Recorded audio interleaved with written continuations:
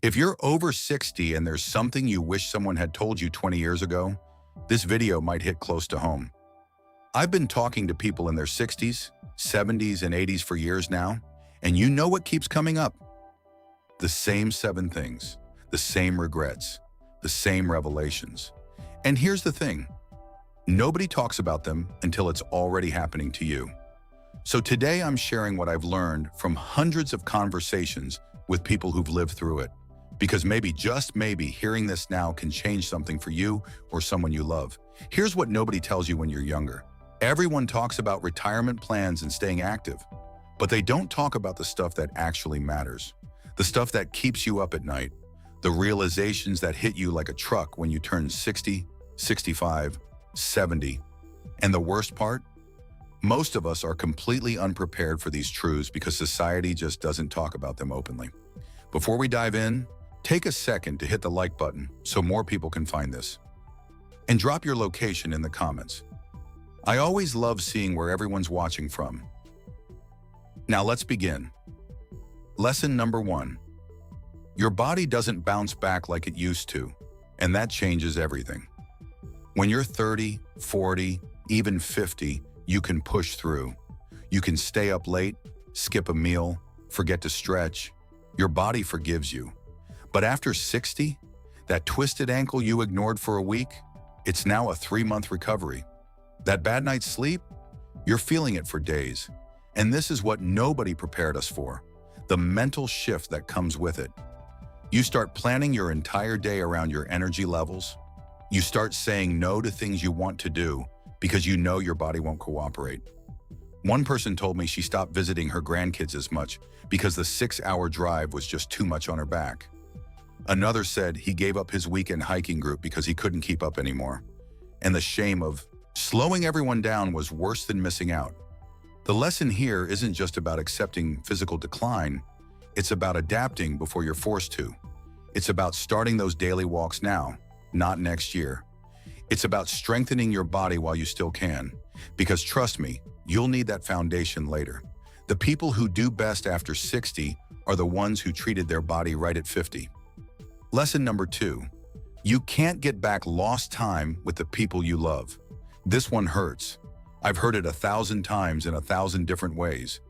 I wish I'd spent more time with my mom before she passed. I was so focused on my career that I missed my kids growing up. I thought we'd have more time. Here's the brutal truth. At 60, you start doing the math. You realize your parents might only have 10, 15 years left if you're lucky. You realize your own kids are busy building their lives. You realize that best friend you kept meaning to call, you haven't spoken in 5 years. One woman told me she spent her 40s and 50s saying, "We should get together soon," to her sister. They lived 2 hours apart. They kept putting it off. Then her sister died suddenly at 61. No warning, no goodbye, just gone. And now she's left with decades of should-haves. The people who are happiest after 60, they're the ones who made relationship a priority earlier. They're the ones with strong connections, regular phone calls, planned visits. Because here's what nobody tells you. Loneliness after 60 is a real thing, and it's harder to build new friendships when everyone is dealing with their own health issues and losses. Lesson number 3, that rainy day fund should have been a lot bigger. Everyone talks about saving for retirement, but nobody talks about what actually costs money after 60. It's not just about having enough to live on, it's about the things you didn't budget for. Your health insurance doesn't cover everything. That medication you need, it's $200 a month out of pocket. Your teeth need work, that's $5,000. Your hearing is going, another few thousand for hearing aids. Your knees hurt and you need a new mattress. Your old car is getting hard to get in and out of. You want to see your grandkids, but they live across the country. I've talked to people who are still working at 68, 70 years old, not because they love their job, but because they can't afford not to. I've talked to people who can't help their grandkids with college because they're barely making it themselves. I've talked to people who are one major health crisis away from losing everything. The lesson? Start saving earlier than you think. Spend less than you think you need to. Because on the other side of 60, your earning potential drops dramatically, but your expenses can skyrocket. And there's no do-over on this one. Lesson number 4, time speeds up in a way that's actually scary. When you're young, summer feels like forever. When you're 60, you blink and 5 years are gone. This isn't just a feeling, it's something almost everyone experiences, and it changes how you see everything. One man told me he retired at 65, thinking he had decades ahead of him. He's 75 now and says it feels like retirement started last year. Another woman said she remembers her 60th birthday party clearly, like it just happened. She's about to turn 72. This time compression means you can't keep putting things off. That trip you've been planning? That hobby you've been meaning to start? That conversation you've been avoiding? Do it now, because later comes a lot faster than you think. The people who thrive after 60 are the ones who stopped waiting. They stopped saying someday and started saying now. They stopped putting their own lives on hold for other people's schedules and started making themselves the priority. Lesson number 5, not everyone who was there will be there. This is the one nobody wants to talk about. After 60, you start losing people. Not just older, relatives, friends your own age, people you worked with, people you grew up with. Your circle starts shrinking, and it's harder than anyone prepared you for. You go to more funerals. You make more hospital visits. You hear more bad news. And each loss reminds you that your own time is limited too. But here's the thing. It also shows you who really matters. You start cutting out the drama. You stop wasting time on fake friendships or toxic family members. You get really clear, really fast on who deserves your energy and who doesn't. The people who handle this best are the ones who built strong, authentic relationships earlier. They're the ones who have a support system that actually shows up. Not just Facebook friends or old co-workers, real people who call, who visit, who care. Lesson number 6, your health actually is your wealth. When you're younger, you hear this phrase and think you understand it. You don't. Not really, not until you're 60 and you see what happens to people who neglected their health. You see the person who can't travel because their diabetes is out of control. The person who can't play with their grandkids because they're too weak. The person who spends more time in doctor's offices than living their life.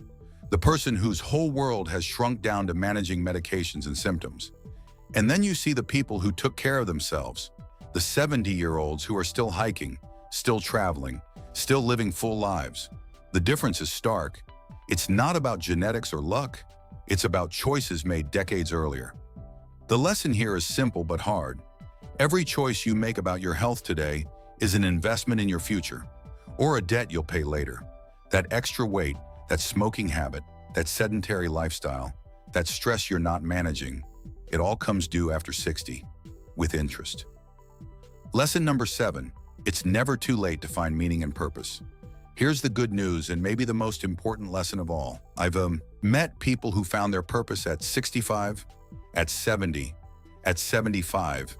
People who started new hobbies, began volunteering, discovered hidden talents, even started new relationships.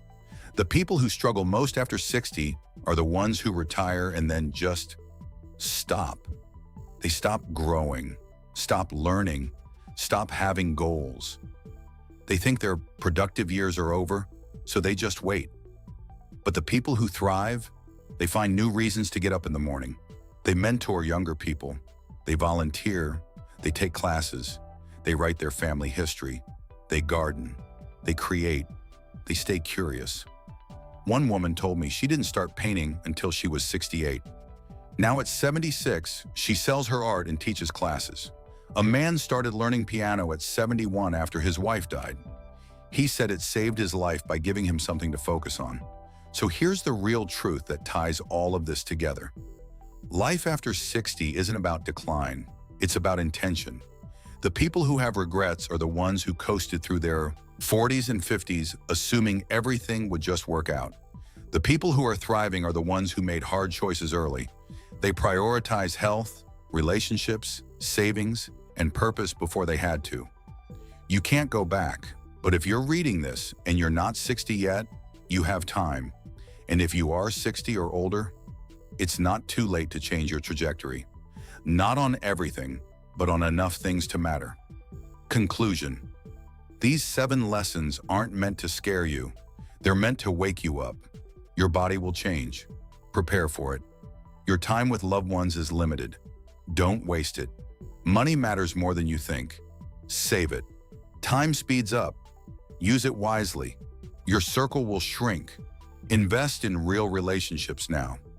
Your health is everything. Protect it. And purpose doesn't retire. Keep finding it. The people who told me these lessons aren't bitter. They're grateful. Grateful they learned. Grateful they still have time to apply what they know. And they all said the same thing. They wish someone had told them sooner. If this helped you see something differently, make sure you're subscribed for more real talk like this.